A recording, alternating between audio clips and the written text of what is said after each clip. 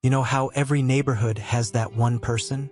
The self-appointed sheriff of the cul-de-sac? The one who acts like the bylaws of the homeowners association are carved into stone tablets handed down from Mount Sinai? Well, in our neighborhood, that person is Karen. Now, Karen isn't just any Karen. She's the Karen.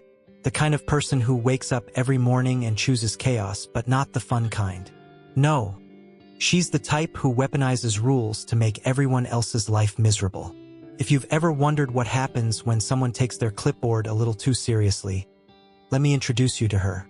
Picture this. It's a sunny afternoon in suburbia. The birds are chirping, kids are playing basketball in their driveways, and my dad, James, is peacefully trimming the hedges in front of our house. And then, like a storm cloud rolling in on an otherwise perfect day, Karen appears. She's marching down the street with her signature scowl and that infamous clipboard tucked under her arm like it's Excalibur. Now, I should tell you about my dad before we dive deeper into this mess. James is the guy you want on your side in any situation. He's calm, logical, and has this uncanny ability to make people feel like they're being schooled without realizing it. He's also a judge. Yes, an actual judge, which means he knows more about laws and regulations than Karen could ever dream of. But here's the kicker. Karen doesn't know that yet. To her, he's just another suburban dad whose trash cans don't meet her impossibly high standards. Anyway, back to that sunny afternoon. Karen stops right in front of our house and starts scrutinizing every inch of our property like she's conducting an FBI investigation. She squints at the lawn for imperfections, inspects the mailbox for signs of rebellion against HOA regulations, and finally zeroes in on my dad's hedge trimming technique. "Excuse me," she says in that tone. You know the tone that makes your soul cringe a little. "Are you aware that your hedges are encroaching on common property?" My dad looks up from his trimming and gives her his signature polite smile, the kind that says I'm humoring you but also questioning your life choices. "I'll make sure they're within bounds," he replies calmly. But Karen isn't satisfied with his answer. Oh no, she wants blood, or at least compliance to her overly strict interpretation of HOA bylaws. She pulls out her clipboard and starts jotting down notes like she's preparing evidence for a court case. Now, at this point, my dad is still playing nice because he believes in giving people the benefit of the doubt, even Karen's. But I can see it in his eyes. He knows this is going to be trouble. And sure enough, trouble arrives just a few days later in the form of an official HOA violation notice taped to our front door. The notice accuses my dad of improper hedge maintenance and threatens a $50 fine if he doesn't trim them back within 48 hours. It even includes a diagram showing acceptable hedge boundaries, with measurements down to the millimeter. I mean, who has time for this? Now here's where things start to get really interesting or ridiculous depending on how you look at it. My dad complies with the notice because he doesn't want unnecessary drama. But apparently compliance isn't enough for Karen. Oh no. She decides to escalate things by monitoring our property like it's Area 51. One morning, we catch her peeking over our fence with binoculars, trying to determine if our garden hose is coiled in accordance with HOA standards. Another day, she sends us an email complaining about the color of our patio furniture because it clashes with community aesthetics. And then there was the time she knocked on our door to inform us that our wind chimes were too loud during peak hours. Peak hours? Who even comes up with this stuff? At first, we tried to laugh it off because honestly, it was so absurd it felt like we were living in some kind of sitcom parody of suburban life. But then came the trash can incident. So here's what happened. Every Tuesday morning is trash pickup day in our neighborhood. The rule, according to HOA bylaws, is that trash cans must be brought back inside by 10 a.m. sharp after collection. Well, one Tuesday my dad forgot. It was a busy morning. He had court cases piling up and didn't bring them back until noon. 2 hours late. That's it. But to Karen, this was practically treason against the HOA constitution. She snapped photos of our rogue trash cans like she was documenting evidence for a war crime tribunal and sent us another violation notice. This time demanding $100 for failure to comply with trash can storage regulations. The notice included phrases like repeat offender and subject to further disciplinary action. As if my dad was some kind of hardened criminal masterminding suburban anarchy from behind his rose bushes. When my dad read the notice, he just shook his head and chuckled. A quiet chuckle that I've learned over the years means someone is about to regret their choices deeply. But not yet. Not yet. After the infamous trash can violation, Karen decided that my dad wasn't just a rule breaker. No, he was a repeat offender, a menace to suburban society, and possibly the greatest threat to the sanctity of the HOA since someone dared to plant marigolds instead of begonias. Karen wasn't content with sending a single violation notice. Oh no, she doubled down. She tripled down. She went full-blown HOA vigilante. Suddenly, every minor detail about our property became a target for her wrath. Our garden hose? Improperly stored. The paint on our mailbox? Slightly faded. The wind chimes on our porch? Too loud during peak hours. I mean, who even decides what peak hours are for wind chimes? But Karen didn't stop at passive-aggressive emails and violation notices. Oh no, she wanted to make an example out of my dad. A cautionary tale for anyone else who dared to defy her iron grip on the neighborhood. So she called for a special HOA meeting, specifically to discuss my dad's pattern of non-compliance. Yes, you heard that right, a meeting about trash cans and wind chimes. Now, let me set the scene for this meeting because it was nothing short of theatrical. Karen had transformed her driveway into what can only be described as a suburban courtroom. There were folding chairs arranged in neat rows, a projector set up to display PowerPoint slides titled Maintaining Community Standards, and even refreshments, though I'm pretty sure the cookies were store-bought because Karen doesn't strike me as the baking type. My dad showed up because, well, he's not one to shy away from confrontation, especially when someone's trying to turn him into the HOA equivalent of public enemy number one. But he didn't come alone. Oh no, he brought his secret weapon. His calm demeanor and encyclopedic knowledge of the law. Karen kicked off the meeting with her usual flair for dramatics. She stood in front of her projector, clicking through slides that outlined every alleged infraction committed by my dad, complete with timestamps and photographic evidence. As you can see, she said, pointing at a blurry photo of our trash cans taken from what looked like a spy drone. This is not just a one-time issue. This is systematic disregard for our community standards. The audience, mostly bored neighbors who just wanted an excuse to eat free cookies, nodded along politely, though I could tell some of them were suppressing laughter at how ridiculous this all was. My dad sat there quietly, arms crossed, watching Karen with the kind of amused expression that says I'm letting you dig your own grave. Then came the piece de resistance. Karen unveiled a new policy she wanted to implement, a tiered fine system for repeat offenders. For example, she said, clicking to another slide featuring an Excel spreadsheet. If someone leaves their trash cans out past 10 a.m. more than twice in 1 month, they will face escalating fines starting at $100 and increasing by $50 for each additional infraction. At this point, my dad raised his hand, not because he needed permission to speak, but because he's polite like that, and said calmly, I'd like to address some concerns about the legality of these fines.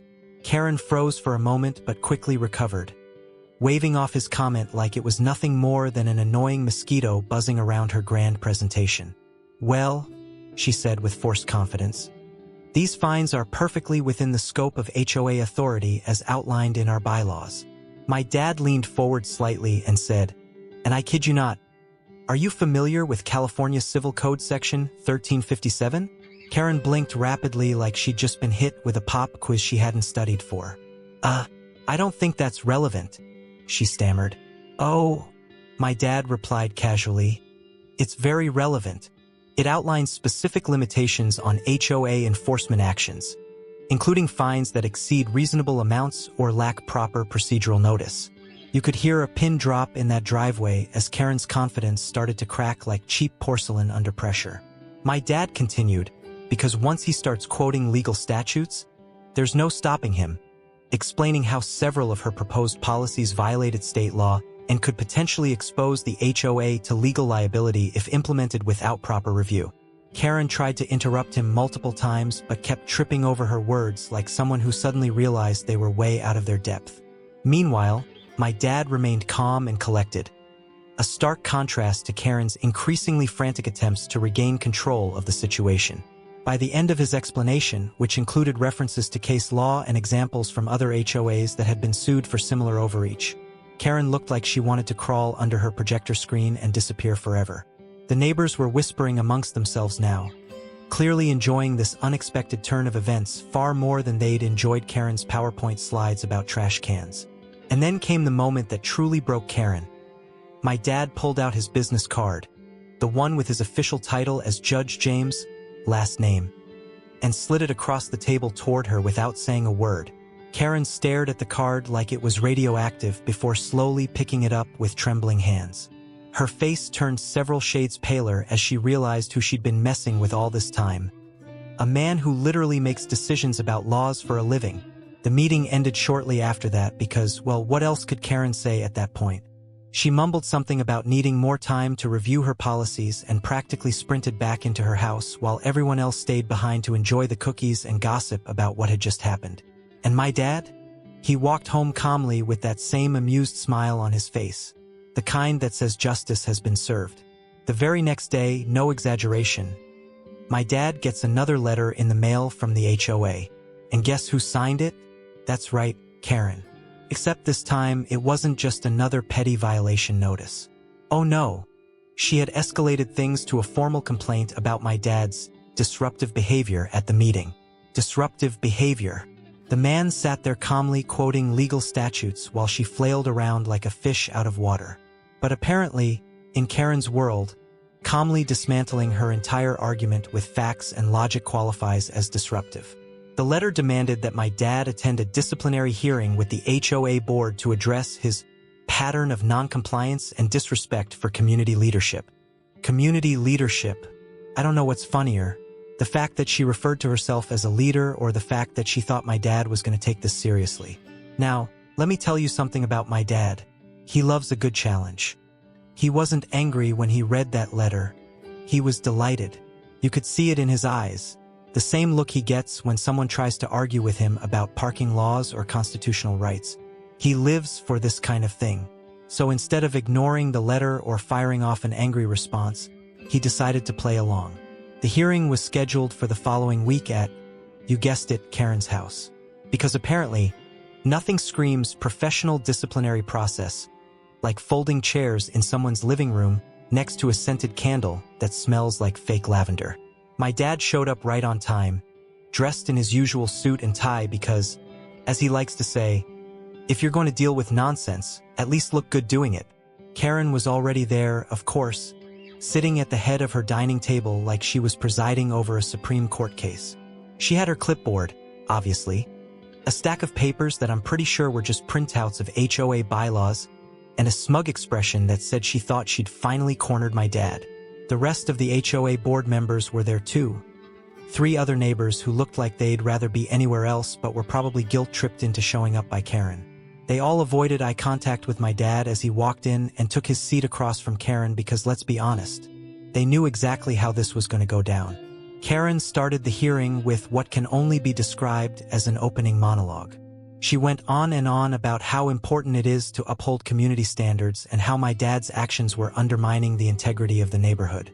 She even threw in some buzzwords like accountability and shared values, as if this was some kind of TED Talk instead of a ridiculous power trip over trash cans and wind chimes. When she finally finished her speech, which felt like it lasted an eternity, she turned to my dad and said, "Do you have anything to say for yourself?" Now, most people in this situation might try to defend themselves or argue their case. Not my dad. He just smiled politely and said, "Actually, I do." Then he reached into his briefcase. Yes, he brought a briefcase and pulled out a thick stack of papers. His own copy of the HOA bylaws, annotated with sticky notes and highlighted sections. Karen's smug expression faltered for just a moment before she quickly recovered and said something like, "Well, I'm glad you've taken the time to familiarize yourself with our rules." "Oh," my dad replied casually, flipping through the pages. "I'm more than familiar with them. In fact, I've noticed several inconsistencies between your enforcement actions and what's actually written here." And then he proceeded to systematically dismantle every single complaint Karen had ever made against him, starting with the trash can violation. He pointed out that nowhere in the bylaws did it specify an exact time by which trash cans needed to be brought back inside, only that they shouldn't be left out for an extended period. He even cited examples from previous board meetings where similar violations had been dismissed because they were deemed too vague to enforce. Karen tried to interrupt him multiple times, sputtering things like, "That's not relevant," or "We're not here to debate semantics." But my dad just kept going, completely unbothered by her attempts to regain control of the conversation. Next came the wind chimes complaint. My dad pointed out that there was no mention of wind chime volume limits in the bylaws, or any mention of wind chimes at all, for that matter, making Karen's complaint entirely baseless. He even brought up a decibel meter app on his phone and offered to measure the sound levels right then and there if anyone wanted proof that our wind chimes weren't causing a public disturbance. By this point, one of the other board members, a sweet old man named Bob who clearly didn't want to be there, was openly chuckling into his hand while Karen glared daggers at him across the table. But my dad wasn't done yet. Not even close. He saved his piece de resistance for last. Karen's misuse of her position as HOA president to harass residents with frivolous complaints and unauthorized fines. He cited multiple sections of state law governing HOAs, including one that explicitly prohibited board members from using their authority for personal vendettas, and suggested that Karen's actions could potentially expose the entire board to legal liability if they didn't take corrective action immediately. The room went dead silent as everyone processed what he'd just said. Even Karen looked genuinely stunned for once in her life. My dad leaned back in his chair with that same calm smile on his face, the one that says checkmate, and waited for someone else to speak first because honestly, there was nothing left for him to say at that point. Eventually, Bob cleared his throat awkwardly and said something like, "Well, I think we've heard enough for today." The other board members quickly agreed and started gathering their things while Karen sat there frozen in place like her brain had short-circuited from sheer embarrassment. And just like that, the hearing was over. But trust me when I say this saga is far from finished. The very next day, Karen sent out an email to the entire neighborhood. Yes, the entire neighborhood, claiming that my dad was undermining the integrity of the HOA and disrespecting community leadership. She even threw in some dramatic language about how his actions were a threat to the harmony of our shared living environment. I mean, come on. This isn't a Shakespearean tragedy. It's trash cans and wind chimes. Now, at this point, my dad could have ignored her. He could have laughed it off and moved on with his life. But you see, my dad doesn't just let things slide when they're this ridiculous. He believes in justice, not just legal justice, but the kind of poetic justice that makes people realize they've been acting like fools. So he decided it was time to take things up a notch. First, he drafted a formal complaint against Karen and submitted it to the HOA board. In this complaint, he outlined every instance of Karen's overreach, from her unauthorized fines to her misuse of HOA funds for those ridiculous driveway meetings, and backed it up with actual evidence. He even included screenshots of her emails and photos of her peeking over our fence with binoculars. Yes, we caught her doing that more than once. But here's where things get really good. My dad didn't stop at filing a complaint. Oh no. He also contacted a local attorney who specializes in HOA disputes and asked them to review Karen's actions for potential legal violations.